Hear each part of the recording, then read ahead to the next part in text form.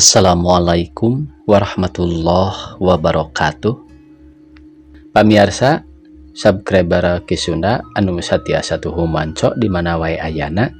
Dina dangat ayeuna urang neraskeun carpon tina majalah Mangle tahun 1858 nomor 8. Judul anu baris kapidangkeun nyaeta Hujan ti Peuting. Ieu anu nganggitna Bapak Ayat Rohaidi. Sumangga supados teu nyangkolong teuing kana waktos wilujeng ngadangukeun. Hujan nu ngoproi peuting eta lir anu nganyahokeun kana kajadian nu bakal kasorang.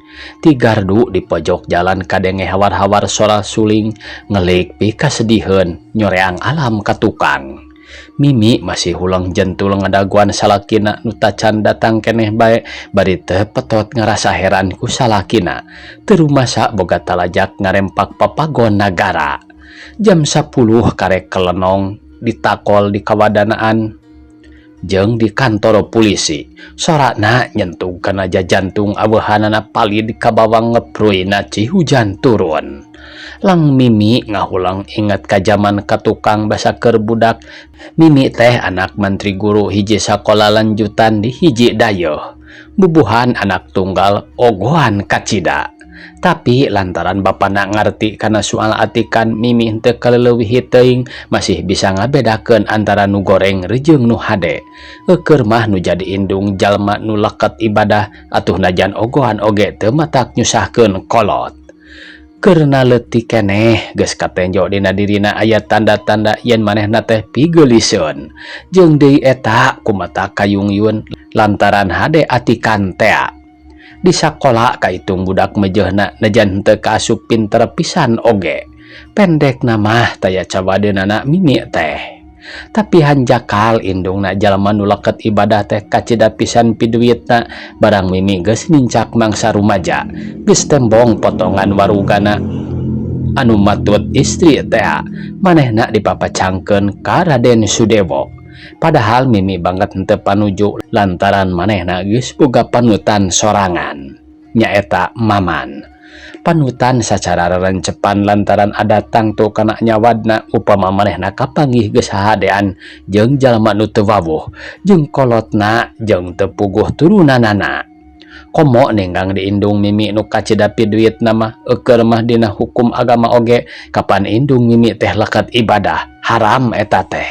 Nya indung bapa Mimi teh nyarahon saha ari Maman anak saha jeung urang mana-manana. Raden Sudewo papacangan Mimi teh can sakumaha lilana datang ti Jogja manehna karek lulus ujian ti salah sahiji sakola semi akademik sarta ku pamarentah ditugaskeun digawe di lembur Mimi. Malah menangna panganjerkan oge ngan kahalangan ku susuhunan jeung imah Mimi teh. Ti baranggok Raden Sudewo geus kacida kapincutna ku Mimi tepi katungtungna sanggeus sawatara lawasna digawe di dinya. Raden Sudewo ngawani-wanikeun maneh nanyaan ka indung bapana. Demi indung Mimi nu pidewe teh lantaran nyaho saha ari Raden Sudewo ditarima saharita keneh. Bari teu tatanya heula ka jenisna atawa ka bapana komoda bapa Mimi mah lantaran kacida pisan kapangaruhanana kudu jadi pamajikan. Atuh teu bisa majar kumaha ngan ukur ngeluh bae nu aya. Tada teuing atoheunana Raden Sudewo barang ditampa teh geus teu kudu dicatur deui sedang Mimi sakumaha teuing nyerieun hatena dipapacangkeun ka anu teu wawuh-wawuh acan dan najan sasat paantel suhunan ge tara ieuh Mimi mah daek ngobrol jeung Raden Sudewo teh.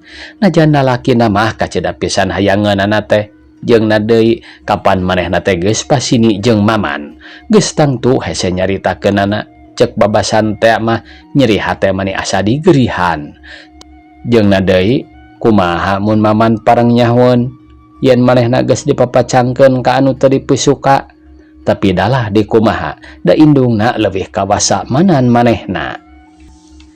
Tapi ka waktuna pisan kawin manehna tetepung deui jeung Maman ngan aya suratna nu nyebutkeun yen memang lain bangban lain pacing antara Maman jeung Mimi teh jauh lir bumi jeung langit.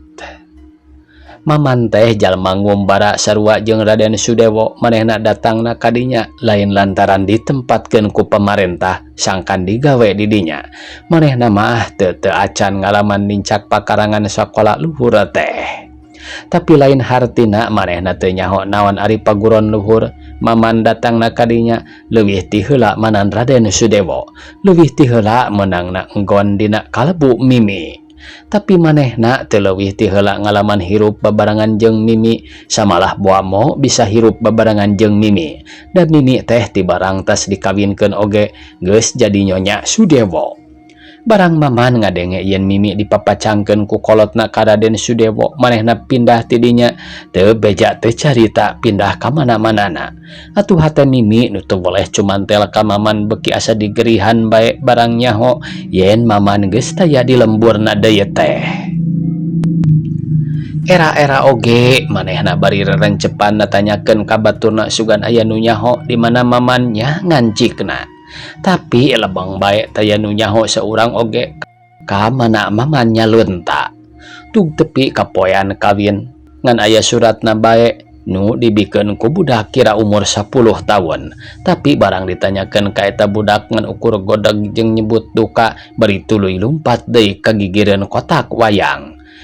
Basa Mimi kawin make nanggap wayang sagala itung-itung kaul lantaran anak tunggal manggih jodoh, tepi kapindahna ti imah kolotna kadayeuh sejen. Lantaran Raden Sudewo dipindahkeun, bisa jadi lamun ayeuna parang ku pangeran ditepungkeun deui teh Mimi ngarasa pangling nya di dieu Raden Sudewo mimiti digawe teu kalawan jujur teh, pikeun pamajikanana anu teu weleh musingkeun. Tapi penyombona teh teu ditarima dan Mimi bisa ngabedakeun antara hade jeung goreng teh. Tapi kaharita pentingna waktu hujan ngapruy lir nu nganyahokeun kana kajadian nu bakal kasorang, sora suling ti gardu di pojok jalan hawar-hawar ngelik pi kasediheun. Tepi ka Mimi ngahulang ngadaguan salakina nu tacan balik keneh bae, bari mikiran kalakuan salakina anu teu bisa dielingkeun kana jalan nu benar. Pikiran Mimi kumalayang ka jaman kerahadean keneh jeung Maman nepi ka teu karasa deui cipanonna ngabeureubeuy lantaran kasuat ku lalakon harita. Teu lila. Naha make kudu nginget-nginget Kang Maman. Tapi naha atuh ngan Kang Maman bae anu teu weleh kumacacang. Nawang-wangan teh. Di mana ayeuna Kang Maman teh ayana? Kang Maman, naha anjeun teu terang yen dina kalbu Mimi ngan aya hiji panutan. Akang, naha atuh Akang manaluluasan ngantunkeun. Segeruk Mimi cerik ingat kana takdir diri kumawula ka jalma nu henteu dipisuka najan geus sawatara taun oge. Mimi teh ngarangkapna ka Raden Sudewo, tapi tetep manehna teu suka. Pon kitu harita oge anu diinget-inget teh ngan Maman bari selang-selang mikiran kalakuan salakina nu tepi kahartieun manehna.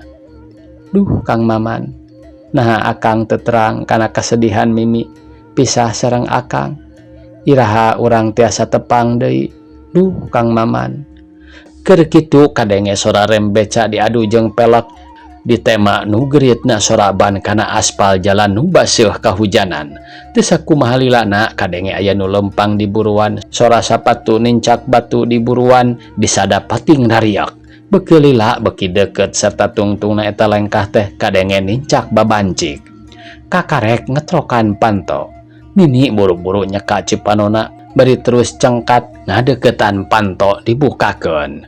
Sanggeus panto muka salakina asup make pakaian nu rada baseuh, Raden Sudewo kapaksa balik tumpak beca. Da sedan bel airna geus saminggu ngajok prak di bengkel. Lantaran ruksak, tuluy Raden Sudewo asup ka kamar rek ganti pakaian barang kaluar deui terus ngadeuketan pamajikanana. Katenjo ku Raden Sudewo cipanon Mimi nyalangkrung atuh pok bae nanya. Kunaon Mimi teh? Teu kunaon, tembal Mimi. Pamohalan teu naon, cipanon nyalangkrung kitu onaman. Mimi ngeluh teu lila terus nyarita. Mimi mah teu weleh heran ku Akang, walona. Kunaon kitu? Akang terang yen korupsi teh taya bedana sareng babadog. ia sering dijentrekeun ku akang sorangan, tapi naha atuh akang sorangan ngalakukeun? Ceuk saha akang korupsi? Sudewo ngajenghok. Ceuk pangirana mah moal katangen lampahna teh da manehna digawe di hiji jabatan nu dipapancenan nalingakeun soal-soal nu samacem kieu. Jadi pangrasana mah manehna teh boga tameng sangkan salamet tina bahya panjara upama katohian. Pok deui harita Mimi. Di mana Mimi terang? Ti kalakuan akang anu tepetot nyurigakeun. Sarengna deui meh unggal wengi akang gundam dibebari ku si PM teh. Batur mah senang saliuk beh teh.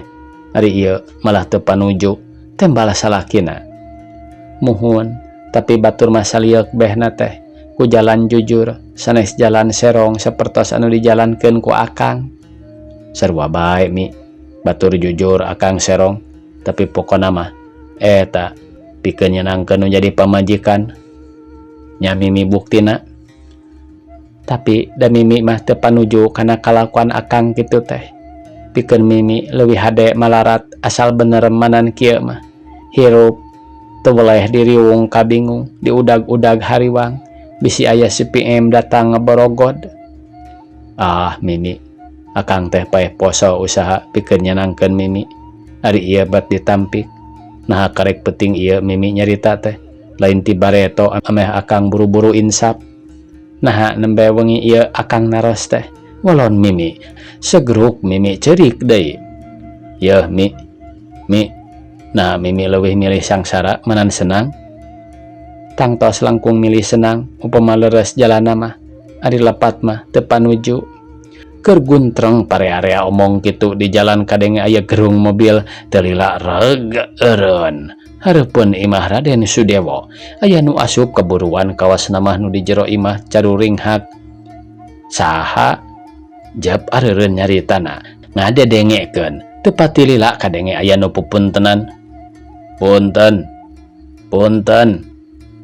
Mangga tembal pribumi bari ngojengkang muru panto. Barang panto dibuka nu pangheulana. Katenjo teh topi nu dipake ku para tamu teh sing sarwa bodas sarta dina eta topi teh aya tulisanana PM.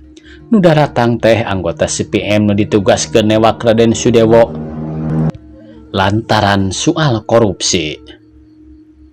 Punten bade tumaros. Topi bumi sadarek Raden Sudewo teh ieu ceuk pamimpinna. Semohon walon Raden Sudewo mah meh teu kadenge lantaran kaburu ngarasa laleuleus satulang sandi. Simkuring teh kenging tugas di atasan kanggo nahan saderek patali sareng perkawis korupsi di kantor saderek. Raden Sudewo ngalieu ka pamajikanana nu teu milu kaluar.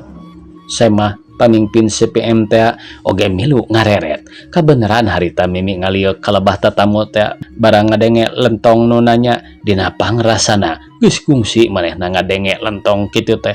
Tapi lentong saha? Di mana? Iraha? Bisa jadi manehna teh geus kungsi ngadenge. Tapi lantaran ku kalawasan geus teu inget deui lentong saha-sahana. Ngan tetela yen manehna geus kungsi ngadenge mah. Rupa-rupa pananya minuhan utek Mimi harita tetamu terus melong ka manehna kalawan sorot panon kaunggulan. Hate Mimi begitu tunggulan dipencerong kitu teh bakat ningku tagiwur mikiran saha-sahana. Harita Raden Sudewo nyarita ka pamajikanana. Mimi akhirna kajujuran anu unggul gening. Terus malika pamimpin CPM teh. Simkuring serah bongkokan rumaos gaduh dosa. Tidinya tuluy anak buahna ngagiringkeun Raden Sudewo memeh kaluar eta pamimpin CPM teh mencerong di Mimi. Bari imut manehna nyarita teuing dihaja teuing henteu manehna nyuplak topi wajana. Permios cenah Mimi netep kana laku lampah tamu euki nya bae manehna yakin yen manehna geus tepung jeung eta tamu teh. Barang tamu nyuplak topi bari rada dongko katenjo ku Mimi dina tarangna lebah luhur aya ceda. Harita Mimi inget ka eta tamu sarta pikiranna nu kumalayang ka mangsa bareto teh ngadadak tambah kasuat-suat. Dengek bae Mimi ngajerit, "Kang Maman, segeruk Mimi cerik deui. Sorak sapatu nincak batu di buruan rereokan beki lila beki jauh, tungtungna teu kadenge sama sakali. Ditema ku gerungna motor mobil disada beki lila beki hawar-hawar, tungtungna teu kadenge pisan. Hujan nu nyaksian kajadian penting eta hawar-hawar ti gardu di pojok jalan, kadenge sora suling ngelik pika sediheun. Kang Maman, Kang Maman, nah atuh tepang teh sekedap pisan. Mimi terus cerik sumambat ka Maman nu ngaboyong Raden Sudewo salakina kalawan imut anu ngandung harti kaunggulan. Nu kadenge ngan inghak Mimi nyabit-nyabit ngaran Maman jeung sora suling anu ngelik pika sediheun ti gardu di pojok jalan, dibarung ku paralakna hujan anu ngadak-ngadak ngagedean. Tamat pamirsa, sakitu nu tiasa kapihatur. Wassalamualaikum warahmatullahi wabarakatuh.